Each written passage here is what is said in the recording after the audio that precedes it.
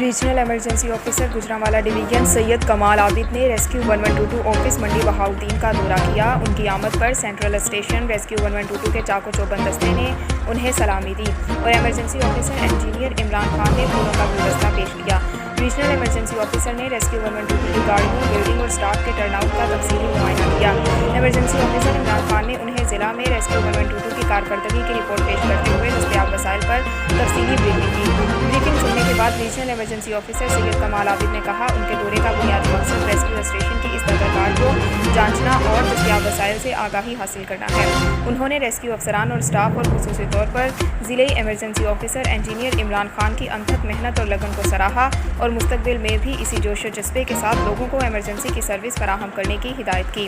انہوں نے اعلیٰ کارکردگی پر transport maintenance inspector Shaukat Ali Ranjha, station coordinator Muhammad Sohail Khan, senior store keeper Abdul Razzaq کو تعریفی سرٹیفکیٹ سے نوازا اور آفس میں صفائی کے بہترین انتظامات پر سینٹری ورکرز کو نقد انعام بھی دیا۔